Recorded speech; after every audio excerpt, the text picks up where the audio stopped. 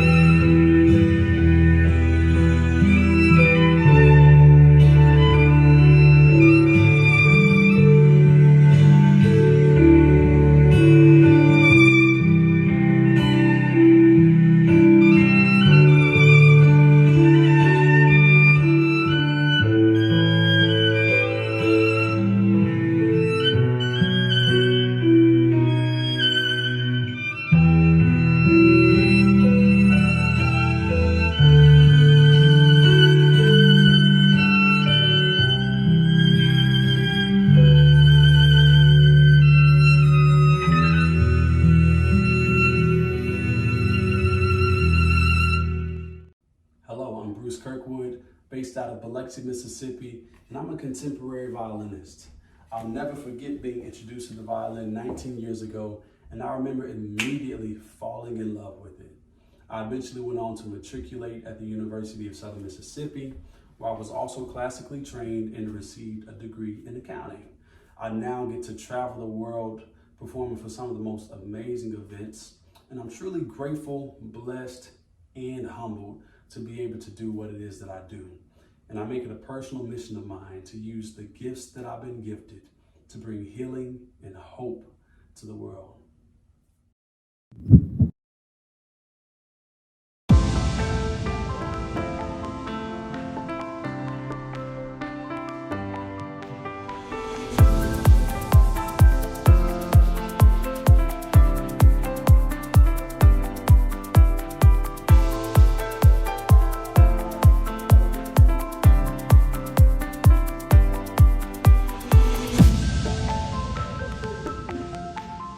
Hello, hello to all of you beautiful people who have decided to join us here at Love from a Distance, where we intentionally turn away from the chaos in the world and focus on the love in our hearts.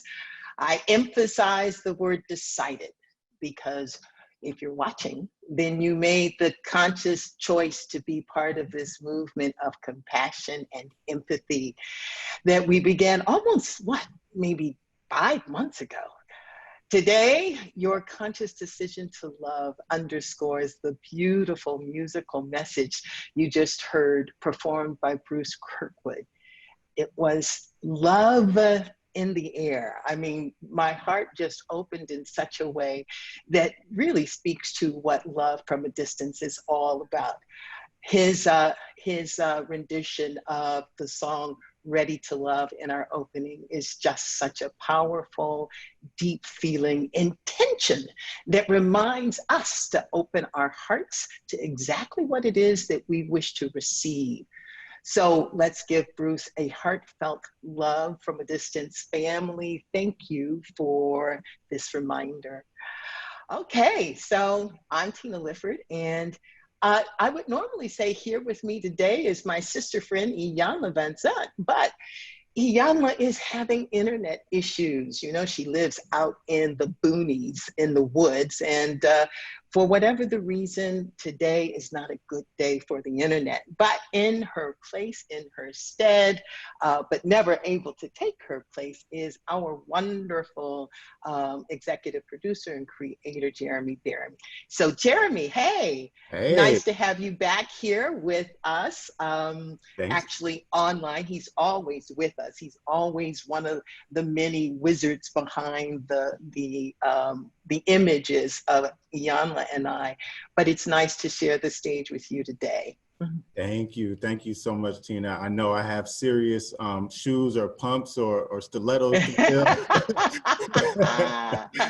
Trying to fit in for Iyanla, but it's always lovely to join you. Thank you so much. Yeah, well, thanks for showing up. You know, as I literally was listening to Bruce's rendition of that song, I was transported. I was truly floating in a place of love. Yes. And what was equally interesting was that, yes, you know that he is skilled, but when he speaks to his intention, you know, behind his playing, it really does speak to why I felt, and probably our audience felt what they felt to the degree that they felt it, you know? Intention is everything. Exactly, and I can't remember exactly what he said, but I know one of the words that he said was to promote or bring about healing, right? And it's so, that's so important. I think we talked about this maybe when PJ was on and I was on that show, but we talked about, right, the physicality of music and how it literally can influence the mood that you're in, not just psychologically, not, you know, only spiritually, but you know, also physically. It can literally change the physical mood that you're in through the vibrations of the music. Absolutely. That's perhaps what you were feeling, and judging on some of the comments I'm seeing floating through, perhaps that's what the audience was feeling as well.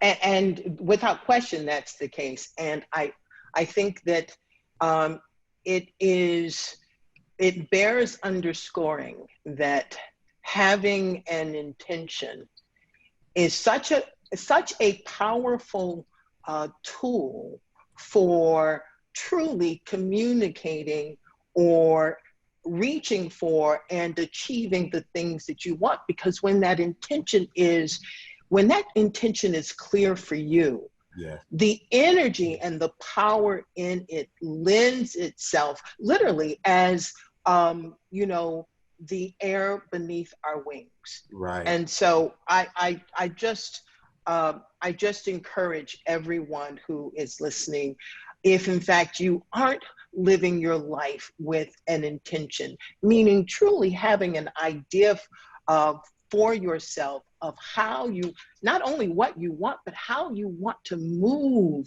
through the world and how you want to impact other people's lives and the ways in which you want to show up and be seen. If that intention is not clear for you, make it clear, because Yes. it makes all the difference in the world. You're absolutely right. And there are so many manifestations of that, whether, it's people in business, right, and enterprise talk about the power of positive thinking, right, and setting that intention. And, in yoga, yogis talk about, setting your intentions when you're actually practicing yoga or meditating. And then, of course, I was raised Kojic, Church of God in Christ, Bible Belt. And so, of course, the power of prayer is the same thing, right? Setting your intentions. Yeah. And, a lot of times in prayer, people are asking for things, but I think it's also important to set your intentions and praying outwardly, or setting intentions for other people in your life, right? Yeah. And hoping for positivity in their lives. So you're not just asking for things, but you're setting intentions to positively influence those around you as well. That's beautiful. Yeah. So do you have some shout outs for us? I do. Like who's in the house? Oh man, let's see who we got in the house today, y'all. Who we got in the house? I know Pittsburgh is there because I saw Pittsburgh come up. Yep. And I'm sure the Bronx is there. Yep. I saw St. Croix again earlier. Colorado is here. Berea College, I see in Homestead, Florida. Oh, they're pouring in now. Memphis, Minneapolis. I was born in Minneapolis, St. Paul, Twin Cities, Las Vegas, Chesapeake, Virginia, Oakland, Baltimore. Slow down, y'all. Slow down. Austin, Texas. Yeah, they're ready to go. They're fired up. All right. Well, as well they should be. I'm fired up as well because today's guests are people that I am truly looking forward to getting to know better and hearing their story. And again, going back to Bruce Kirkwood, that beautiful, love poem that he gave us through music reflects again upon just the whole August subject of love, right? Our August focus on love. And so it is a pleasure for us to have Devon Franklin and Meagan Good to help us unpack the power of being patient and staying ready for the right person to enter our lives. Devon Franklin is an award-winning film producer, New York Times bestselling author, and motivational speaker, and he is committed to uplifting the masses through entertainment. He sits on the board of governors for the Academy of Motion Pictures and Arts and Sciences. Actress Meagan Good, who I have worked with, I've had that pleasure, was most recently seen starring in the Screen Gems thriller, The Intruder, opposite Dennis Quaid. And Michael Ealy. She also starred in the hit DC Comics film Shazam and recently directed her first film. Oh, I can't wait to hear about that. If not now, when? Together, Devon and Meagan co-wrote the best-selling book, The Wait, a powerful practice for finding the love of your life and the life you love. Devon and Meagan, welcome to Love from a Distance. Hey. Hi. Hey there. Oh, such a pleasure to have you here. Truly, truly, truly. Oh, it's our pleasure to be here. Thanks for having us. Yeah. The only thing missing is popcorn, because I am so interested I'm so interested in your story and your journey of love. I know that that a lot of people have come to know you through your love story. And for the people who are in our audience who don't know this part of you, I am so curious about how you all met and what is the weight that people are talking about? Well, okay, I can be long-winded, so I'll let you jump in. No, go ahead. You got it. But we actually met on a general meeting like 6 years prior, when he was an executive at Sony. And so we met in the meeting, we had a great conversation, and we both realized that we were Christians, and it was just kind of like a vibe, like, hey man, got your back, you know, wish you well type thing. And then over the next 6 years, I would see him at different industry events, different church events, and then came Jumping the Broom. And it's interesting because it was a movie that they had offered the role to Paula Patton for the lead, and she hadn't taken it yet. So they started auditioning more people. And then right as I was getting ready to come in, they said, oh, okay, Paula changed her mind. She's actually going to take it. And so I was like, well, can I at least come in and show them what I've been working on, just so at least they have it, you know, for reference for maybe the future or whatever. And so they saw my tape, they loved it. They offered me the best friend role, and they were going to basically like beef it up. And so I'm praying, you know, I'm like, I don't want to play the best friend. I want to play the lead part. I'm like, you know, The maid of honor. yeah. And so, you know, I was like, I mean, I'm just glad I had a good audition for the future, but I prayed about it, and God was like, who do you think you are? And I was like, whoa. He was like, who do you think you are? And I was like, got it, Lord. Thank you. I will accept that part with very much gratitude and humility. I'm very happy to be here. That's right. And That's so right. we ended up connecting while we were filming the movie, and it was completely platonic, completely appropriate. He was the boss, I was the actress. But I remember being on set and being like, wow, that's the kind of guy I wish I could marry. Wow. And I was, you know, at the time I was in the tail end of a relationship, and there was a lot of stuff that kind of went on that just wasn't quite right. And because of the trauma that I had experienced, I kind of felt like Devon was out of my league. And I said, like, that's the kind of guy I wish I could marry, without really thinking like that was tangible for me. Mm. And so when I left the film and I started praying, God put on my heart immediately that I needed to be celibate, that I needed to get out of the relationship that I was in. And the next thing God told me was, Devon's your husband. And I was like, say what, Lord? I'm like, well, what do I do with that? You know, and God was like, don't do nothing. He was like, just work on yourself. So for 9 months, I knew he was my husband before he even asked me out. And I didn't know none of this. I didn't know nothing. You didn't get that memo. No, wait a minute. At what point did you let him in on the reality that he was going to marry you? I know, right? Once he realized it himself, which was the third date, is when I told him that God had given me that revelation. But initially, I didn't tell anyone. I waited like 5 months before I started telling friends and family. And they're like, how do you know he's your husband? I'm like, because God told me. And they're like, okay, Megan. You crazy. Okay. And I'm like, okay. And then I had no idea that he was in ministry. They're like, you know, he's a minister, right? You know, he's a preacher. And I'm like, I didn't know that. And that would have scared me away. But I know what God said. And so when we finally reconnected at the premiere for Jumping the Broom, and he asked me out 2 weeks later, we went out. And from the moment that we went out, it was 10 and a half months we were engaged. 2 months later, we were married. And now it's been 8 years. And wow. Yeah, almost 8 years, yeah. Wow. Okay. Yeah, Well, crazy. I'm gonna be the voice of all the people who are listening, okay? Because I've got a ton of questions, all right?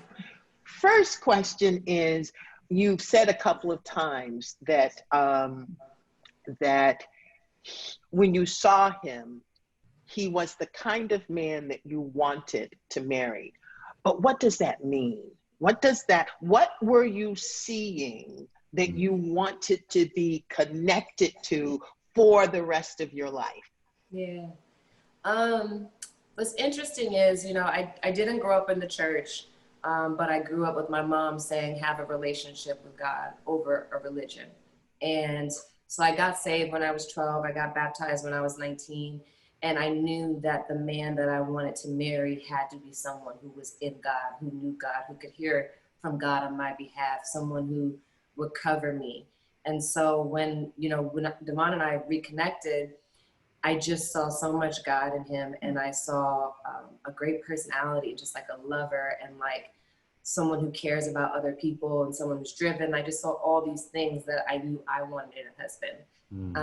But again, at that time I had dealt with so much trauma that I almost felt like that was not realistic for me. And when we first got together and we started dating, and I told him some of the things that I experienced that I had never told anyone before, the thing that he said was, "Don't you know God sent me here to love you?"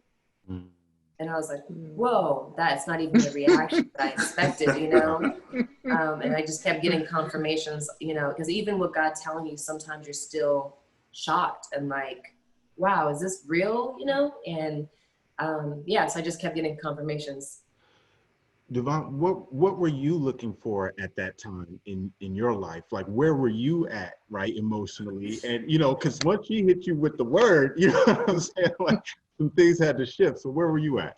I wasn't thinking about marriage at all. I mean, I was, busy and working, and I had just completed my first book, Produced by Faith, which was coming out like right around the time that Jumping the Broom was being released. So I was just focused and busy and just, on my path and really trying to, become, just fulfill my calling and all that kind of stuff. So when we started dating, it was like, I was like, oh, wow. I was like, oh man, I was like, wait, God, oh, wow, this is what you're doing. So it was really an adjustment because, one of my main things was I said I would never date an actress. I've been in the business. Sorry, Tina. No, I understand. Crazy. They're crazy. I understand. I've been in the business for 24 years, since I was 18 years old. And so at the time when we had gotten together, that was 8 years ago. So it was almost, 15, 16 years. And so I was like, okay, I never want to date an actress. So the fact that we started dating, and it was clear to me, over the course of a couple of days that God was bringing us together, it was really like, okay, I had to let go of my list. I think that's one of the things that I think so many people marry the list, or they worship the list. And so I want, my significant other to be this, this, this, and this, and I don't want that, that, and that, and that. Well, God's not subject to our list. So we can either get love, or we can get a list, and sometimes that list blocks love. So I had to really sacrifice my list to accept her for who she is and who God created her to be, and not, let my list be the thing that I was worshiping instead of worshiping him. Wow. That's beautiful. That's beautiful. So I'm really curious about how, first off, Meagan, you're on your third date,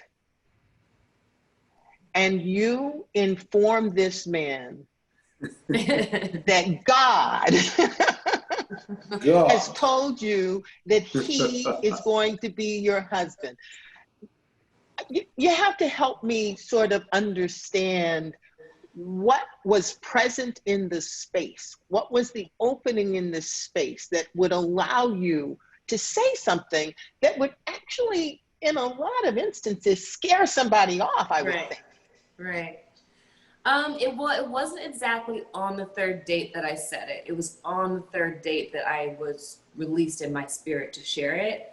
But I didn't tell him in that moment. But the third date was a Prince concert at the House of Blues. That was second. Third date was second date? I'm sorry, third date was the movies, yes. Get it right.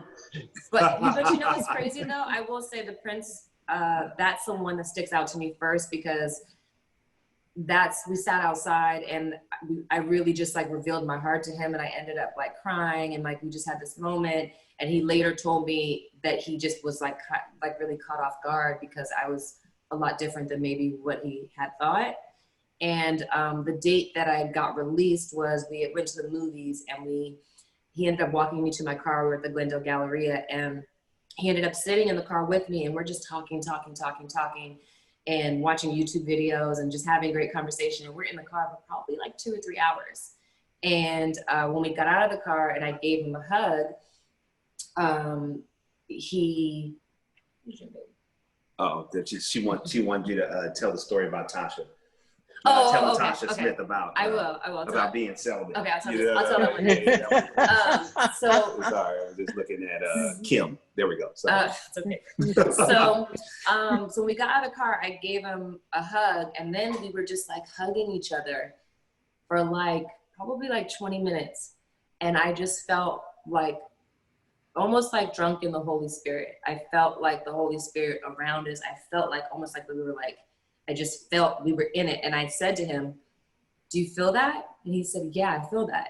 And I was like, confirmation, because he's feeling exactly what I'm feeling. And then when we kissed, it's just like we felt, it was like, Holy Spirit was in the kiss. It was just constant confirmations. And so after that, I knew I could tell him, but I don't remember exactly when I told him, but I do remember he was like, really?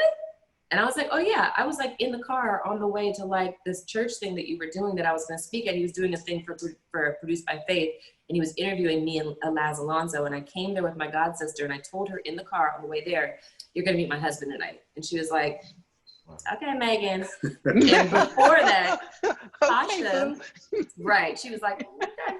So Tasha Smith was one of the first people that I told. And I was at Tasha's house, and I was like, hey, and I was like, so this is so crazy. I was like, so God told me that Devon's my husband. And she was like, what?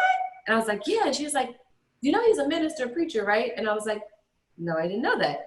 And I was like, well, and she's like, and he's celibate, right? And I was like, well, I'm celibate too. And she's like, no, girl, he's like for real celibate. And I was like, I'm being for real celibate too, but she wasn't saying anything to discourage me. She was encouraging me and making sure I had all the information, but yeah, I found out a lot about you that day. I love our sister Tasha. Yeah. So, Devon, what was on your list that wasn't manifested in Meagan? Oh, Jesus. I'm just really curious about that. Oh, man. Oh, okay. Actress, drinking, that was one of my lists, right? And then also, at the time, she smoked cigarettes. And so I was like, oh, I ain't marrying nobody that smokes. Wow. Yeah, not gonna do it. Yeah. So there were some real things on my list that I had to, so when I talk about this, I'm not just saying, oh, it sounds good. I'm like, no, for real. Like, these were things that I was passionate about, but I was more passionate about doing God's will.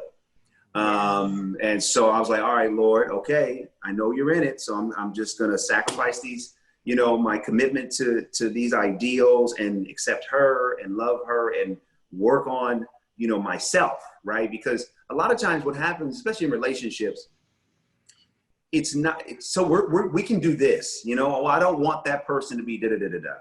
Well, it's really about you, me, us, right? Like, it's not about, it wasn't that it was her smoking or any of that. It's my reaction to it. So I had to say, okay, you know what, Lord, if you're bringing us together, you have a reason behind all this. So let me work on that and lean into that and not lean away. So those are some of the things that were on my list. Mm-hmm. Yeah, right. Yeah.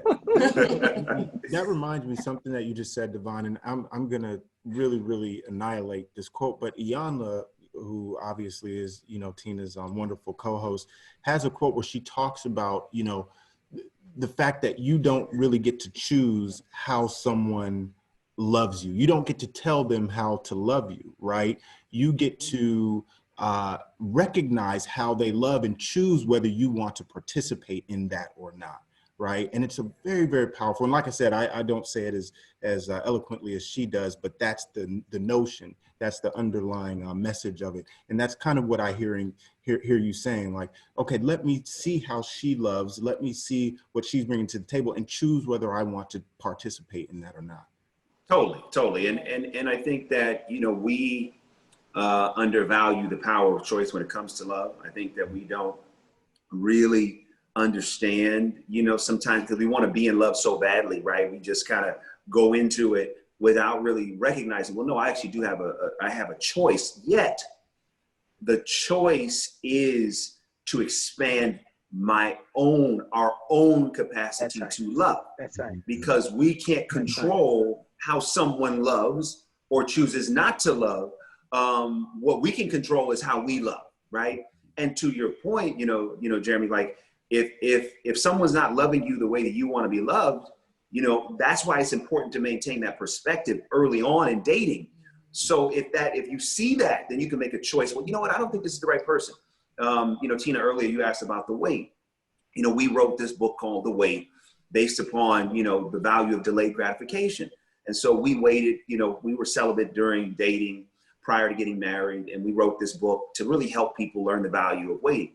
One of the keys and why we're so, committed to it is it helps you maintain your perspective. It's like, listen, we're not anti-sex by any stretch of the imagination. No, we do, but there is some value, when you're dating, to do the things that give you clear perspective so that you can identify if someone is loving you the way you want to be loved. And a lot of times when you bring sex into a dating situation, it can cloud your judgment. You can be reacting to how the sex makes you feel versus how the person makes you feel. And then you make a decision. Oh, I'm going to get married to this person. This person really loves me. And then after the aroma of good sex wears off, you then realize, oh man, this is not who I thought I was committing to. This person's not loving me the way and they're not even interested in learning how to love me or expanding their capacity to love. So we really, really wrote this book in order for, anyone reading it to really have the tools on how to navigate delayed gratification perspective and being able to evaluate this critical thing of love. Because so many people, they just say, oh, I want to be in love, want to be in love, want to be in love. But it's not even about being in love. It's really about, are you getting that love back? And are you with somebody who really has the capacity to love you the way you want to be loved? Wow. Yeah, that's beautiful. I'm curious, when the two of you decided to be celibate, to be in relationship and be celibate, were there any frames or intentions that you set along those lines? Aside from celibacy, were there any other intentions that you set for your dating life and dating style? I think the biggest intention was to really get to know one another. That was the biggest intention. Like, we did 4 months of pre-engagement counseling. So before we even got, said, hey, will you marry me? We went through counseling because we were like, we really, really want to know as much as we can at this point in time about each other. And that was probably the biggest intent, was to really get to know one another, to work, to try to be honest and transparent and to try to, be open. And that's interesting. So there was nothing wrong with the relationship at that time. You guys decided to do that literally just to help facilitate, the discovery of one another. Yeah. That's interesting. It's because, one of the things that we learned early on is it's better to be proactive instead of reactive. And we've really built a lot of our marriage on that. Can I say? Yeah. So since we've been in quarantine, we decided to just go back to our marriage counselor and just literally look underneath the hood. It's like every time we sit down, I'm like, I feel like we're doing pretty good. I'm feeling great about everything. And then as we look underneath the hood, there's other stuff, but it's just like we're actively searching for it and looking at it and saying, how can we take this quarantine time to be specific and intentional about continuing to grow our marriage, continuing to work on stuff, maybe even stuff you don't even know is there, continuing to, work with each other and as individuals. And so it's really been kind of amazing because it's like, I didn't imagine that I could feel closer to him than I already feel. And I do, and it started these, we already are very transparent talkers, really brutally honest, but it started other conversations that I know that I'm really appreciative for, and I know that he is as well. And so, it's kind of like, let's get after it. Let's do the work. Let's not wait until there's an issue and it's like, now we're trying to fix something. Let's be, put in the work in our marriage to have the best one and, to make sure that this thing is forever. I mean, this thing is forever regardless, even if I don't like it. but you know what I mean? To have the best. But it'll be better. It'll be better if you do. A whole lot better. That's beautiful. That's beautiful. I'm curious.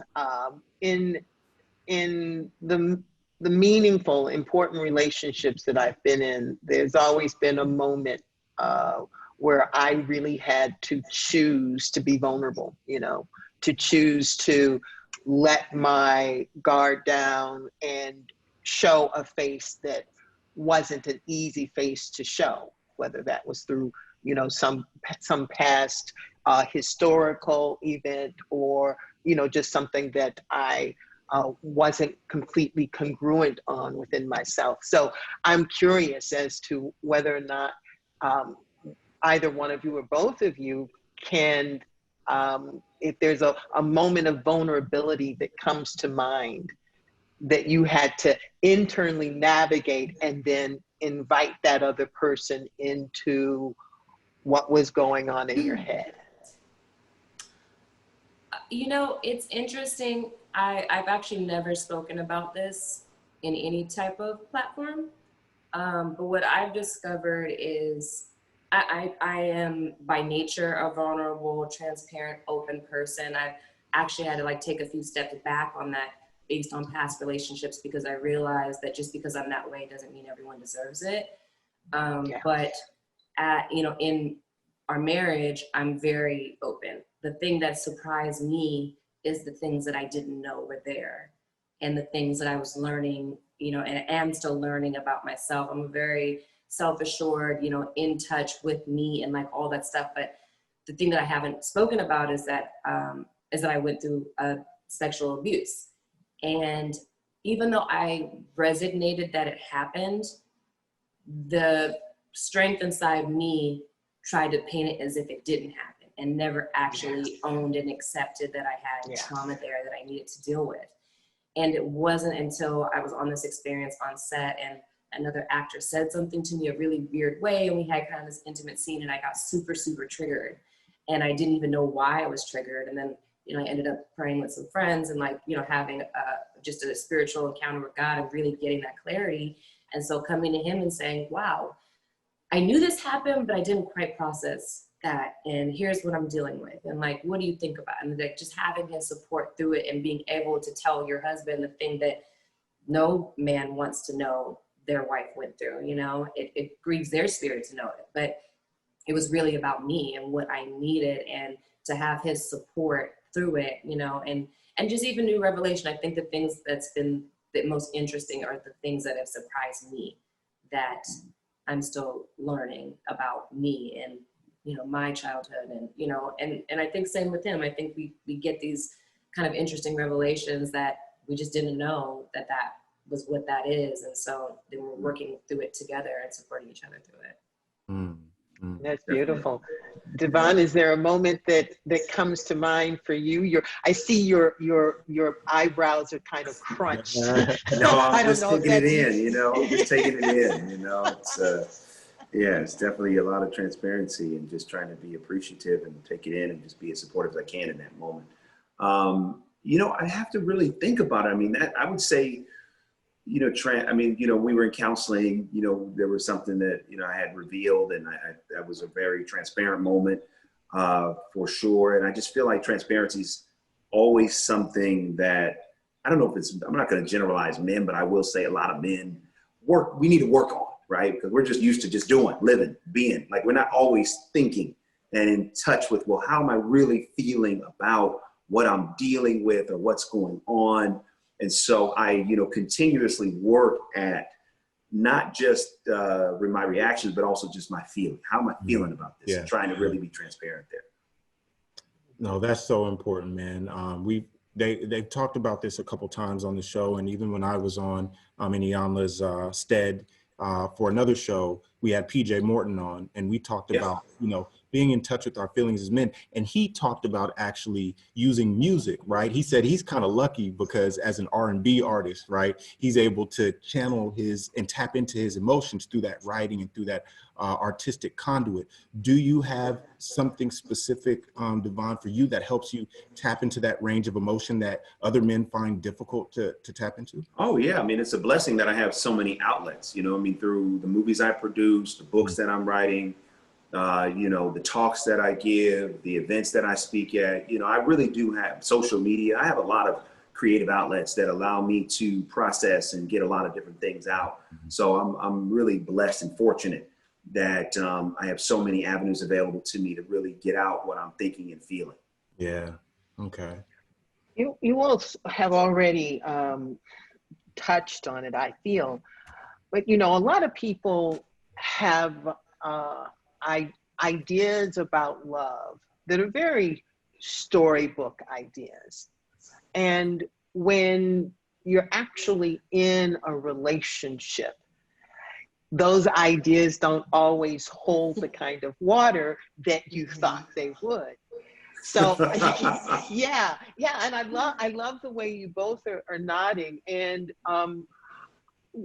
what was a discovery in that area that surprised you? And then what was the gift that came instead of the ideal? Okay. I think accepting each other. You know, we're very much alike, and then we're also very different. And truly accepting each other for who each other is like it's a big fleet. And I think that people don't really realize that, because, you know, oftentimes people will try to change for someone else, or they'll try to, you know, compromise to a point that's detrimental to them and their essence and being, or they'll, you know, it could be anything, feeling judged, whatever it is. And so getting to a place where we both truly accept each other and who we are without trying to change each other, but allowing each other to grow together, has been, you know, pretty amazing. And the thing that I think that I've gotten most from it is like, this is the thing that God wants us to get. In the Bible, he's constantly talking about, you know, loving each other the way that he loves us. And finding how to get as close to what God means as you can here on earth is really about that full acceptance. It's really about, you know, 1 Corinthians, like the fullness of what love is. It's not all the storybook stuff. I mean, there's parts of it that are that, but it's that real, I accept you, I love you unconditionally. Nothing you can do will change that. We are in this in life as life partners who are truly committing to each other no matter what, because we are trying to perfect the purest love possible that can happen here on earth. And that type of love has helped me understand even more how God loves me, because our version of it isn't perfect, but we're striving for the most perfect version of it daily. That expansion of that love has given me more clarity on how deeply God loves me. It's a reflection of that here, you know? And so it definitely, I already knew God loved me unconditionally, all that, but understanding the depths of like what that is, it's pretty deep. Okay, so in real time, Devon, what does that look like when what you want in the moment is in conflict with what your partner wants in the moment? And there is that tension. What does that look like? How do you navigate that? Yeah, you know what? You navigate it in a couple ways. One, you know, what happens sometimes in relationships and marriage is that we project. You know, we project what we want onto the other person. And so as a result, that never works. Why? Because we're not screens. We are not meant to be projected on. So whenever we get into conflict, what love does is it says for me, like, okay, am I asking her to do this because it's something that I need? Or is it something that, you know, I just want? Like, and then there were some situations where I get to the point where like, oh, got it. I don't need her to want to do what I want her to do. I can just go do it, because that's what's going to make me feel alive, right? And so I think a lot of times, you know, when it comes to marriage, relationships, and then love, we sometimes, you know, mistake, oh, you know, if they love me, then they'll do the things I like to do when I like to do those things. And that's not actually true. Right. You know, someone may love you, you know, quite a bit, but they just don't want to do some of the things you want to do. Right. And so, you know, what that looks like in the moment is, you know, one, like, you know, sometimes it's like when we operate in emotion, it's like, okay, I'll say something, she'll say something, and it's like, you know, we'll get upset, and then I'll have to think, okay, well, what is that about? All right, babe, here's what we need to do. Here's what we need to do. But really what I'm learning about love is that, you know, yeah, when scripture says, you know, love your neighbor as yourself, why do we do that so poorly? Because we don't love ourselves very much. That's right. That's right. So it's really hard to love That's someone at a level that you're not loving yourself. Yeah. That's exactly So what marriage has caused me to do is to learn to love myself more and appreciate who God has created me to be, and really tap into like, well, what does it mean to be Devon? And do I love every area of Devon or not? Because then as I've done that journey, it gives me, I'm able to bring more to loving her. And then also, if I can expand my own capacity to handle my own faults, then I can expand my capacity to handle the challenges that we meet in the marriage. You know, one of the reasons I believe why people are conflict adverse is because they don't know how to process conflict in and of themselves. So if I'm not, here's the thing, if I'm not kind to me, I can't be kind to you. If I judge me, I'm gonna judge you. That's exactly right. So, exactly right. So why do we see so many people that are so upset? Because they're actually not happy themselves. So the key is, when love is like, okay, you know what? Yeah, I got to get more in touch. And this sounds selfish, but it has a selfless benefit to it. Selfish is like, yo, yeah, I do have to learn how to love myself. So then that way I can love her more. And being in the marriage has helped me learn more about love, right? Because love is really acceptance and getting to the unconditional part, because that's the hardest part. I know I'm going on. I'll say one last thing. That's beautiful. But this is the hardest part, because most of the time, love comes with conditions. It's like, okay, you know, when you get married, all right, here's what you're saying. You're saying for better or worse, for richer or poor, for sickness and in health, right? So what we're saying is, oh, okay, I want this. This love should be unconditional. Okay, great. That was beautiful on the wedding day. Wonderful. Oh yeah, everybody cries. Wonderful. All right. Then you get home and you want to watch something on TV and she doesn't. And she's like, no, I want to watch it. Well, who's going? You guys get home and who's going to cook? Who's going to take out the trash? Who's going to manage the finance? When you get into the actual walking out life, this is when you see how conditional love sometimes is. Absolutely. And real love is when we can expand our capacity to love ourselves unconditionally and love those in our life the same way. Wow. Yeah. Let me ask, I want to ask a quick question and then possibly a slightly lengthier follow-up question.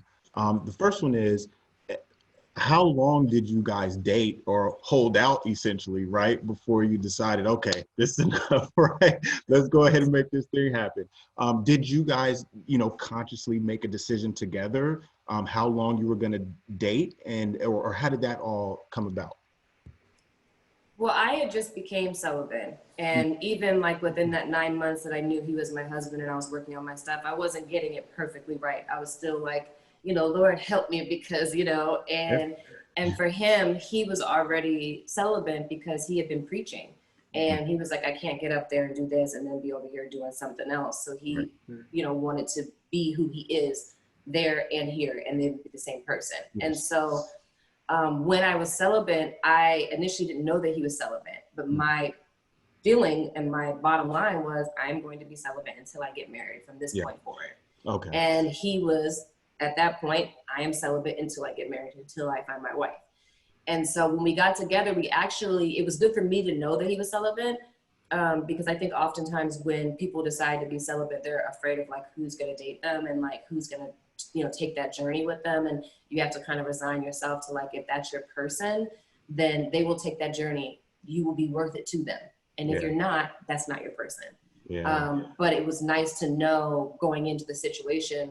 I was like, oh, he is celibate. That's great, and he didn't know that I was celibate yet. And we eventually talked about it, but it wasn't like a big thing. The focus was not to have sex. The focus was not to any of that stuff. The focus was, do I really like you as a human being? Can I see a life with you, a lifetime with you? Let's pretend we're 80, 90 years old and sex goes out the window. Do I want to sit on the porch with you?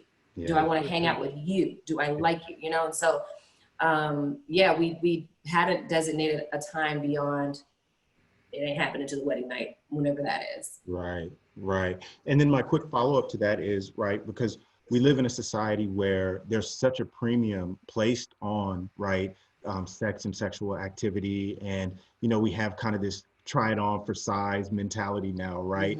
And especially as we walk further away from God and from spirituality, right? We place more of the premium on that. And so what have you said to especially younger men and women that are trying to navigate, you know, the mentality that we live in now, but especially when they're trying to figure out if there is physical attraction there, right? How did you guys navigate that? Did you, and without, of course, getting too into the intimate details, did you allow yourself enough of, you know, activity to figure out, okay, there's enough physical attraction here for us to take that next step? You know what I'm saying? How hilarious. Young people navigate that? Yeah, in the book, we have this idea called passion chemistry, you know, where you really do have to see if there is some chemistry, you know, that just how you hold hands, kiss, you know, embrace. So we knew that there was chemistry there. We're not saying to have a chemistry-less relationship by any stretch of the imagination. But I think one of the biggest challenges when it comes to sex and dating and kind of the conversations that, you know, we have collectively and individually, you know, when you talk about the younger generation is this, which is when you buy into the notion that sex is the admission price for dating, it's the admission price for love.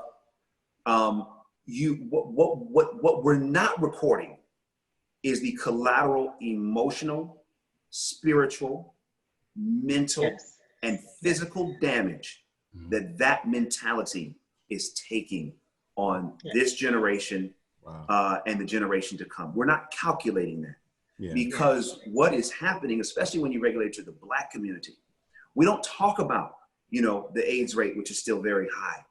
We don't talk about the issues that are going on in our community relative to our sexual choices. And so when we're talking about, you know, to this younger generation, it's not about, hey, you have to make your own decision. We just want to make sure you have the right tools. And if you are going to choose to engage with someone sexually, do you know them?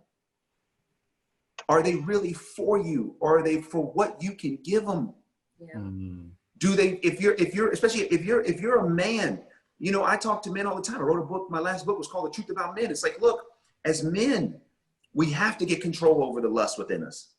We have to get control, because what happens is when we as men are not in control of lust, we look at women as objects for our lust. And if a woman does not put out before marriage, then some men that are being controlled by lust will discard her and say, oh, well, you know, if she's not putting out, boom. And then a woman will think, well, I got to put out just to keep him. And it's like, no. Don't buy into that. Why?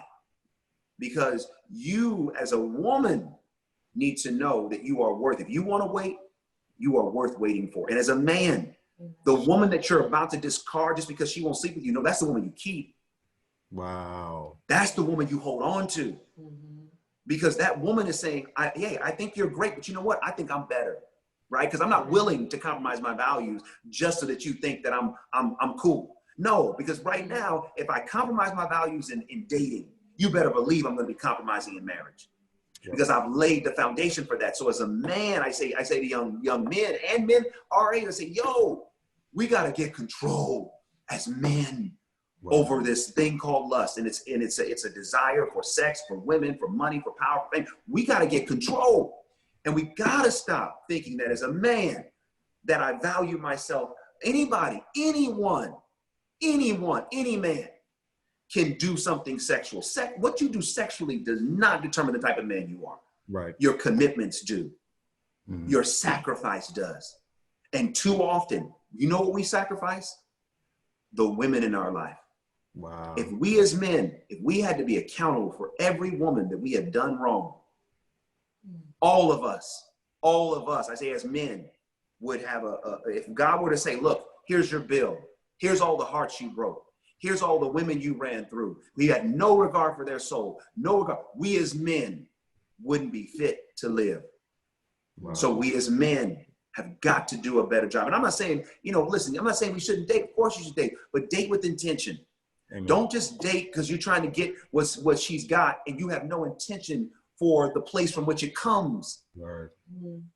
Wow. Yeah, well, it goes back to what you were saying in the very beginning. When you truly decide that your life is about learning to love yourself and show up the best self that you can be as a reflection of God, as a gift to God, then how you treat another person is everything. And the running through and the getting control of the less, all of those are ways in which we get to create boundaries and disciplines around the mind. Boundaries and disciplines around our knee-jerk, unintentional and unconscious reactions to life. I absolutely love that. And all of this is in your book? These concepts are in your book? Yeah, okay. all of us. Yeah, we did one tell together, people, and I have written a couple books independently. So all these concepts are in the we books. should make sure that people have in the chat the name of your book so that they can go out and buy it. It's called The Weight.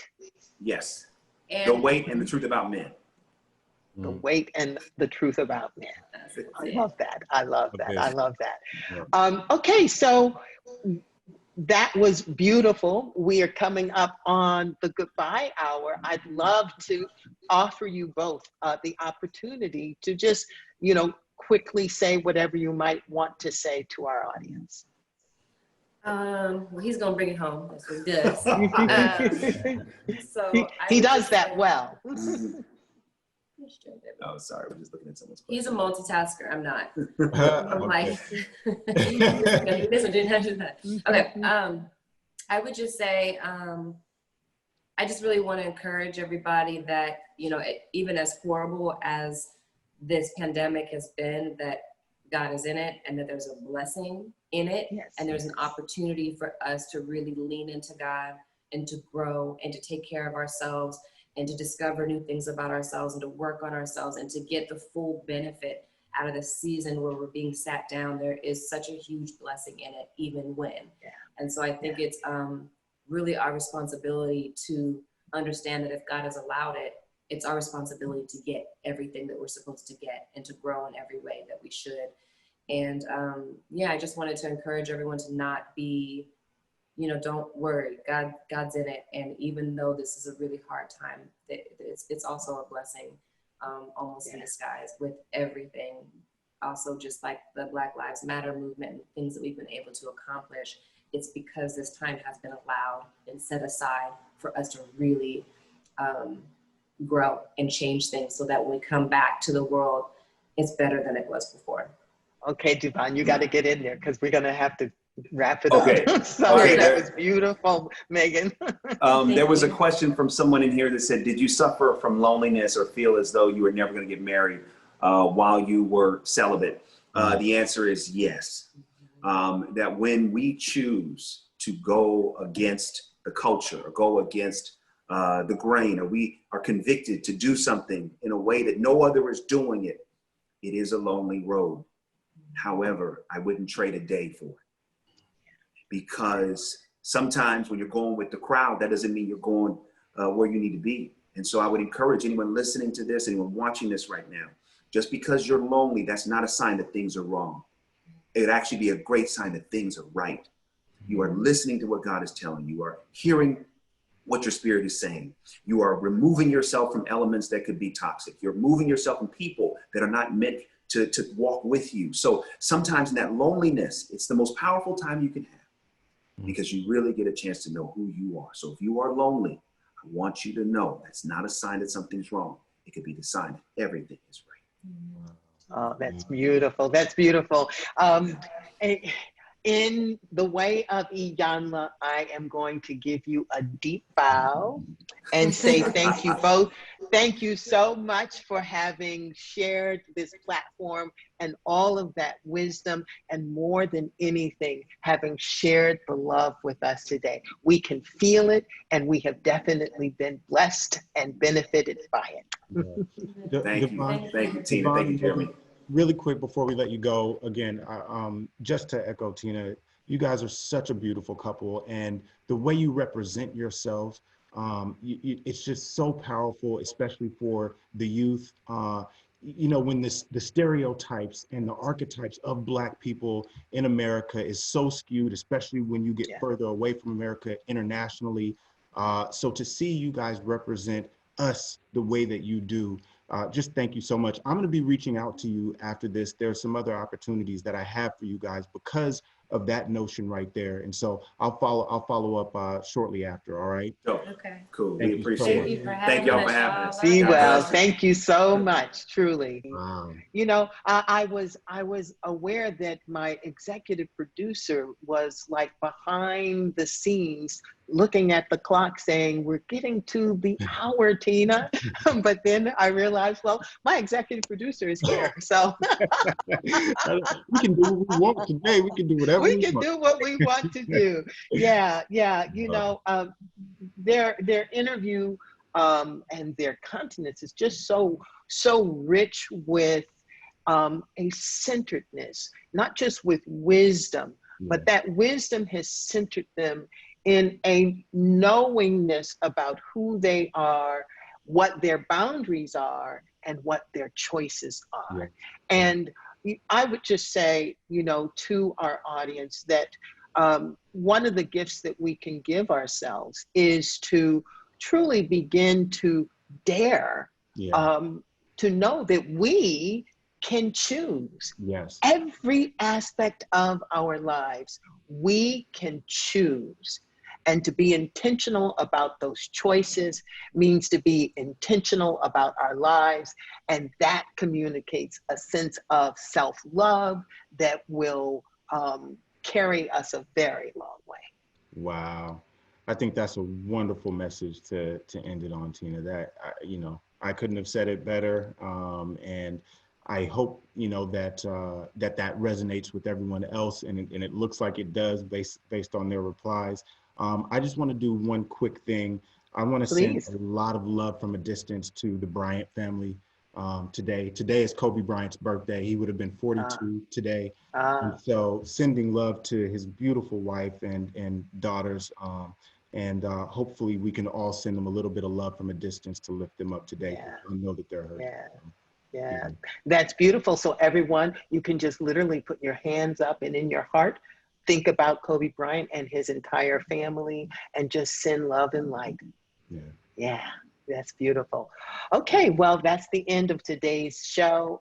All of you wonderful love ambassadors, thank you for helping us spread the love and empathy and, you know, continue to show up. And please go to our YouTube channel and subscribe. That's youtube.com/lovefromadistance and share the love. Thank you. And shall we do an Iyanla deep bow? Deep bow. Deep bow. Deep bow.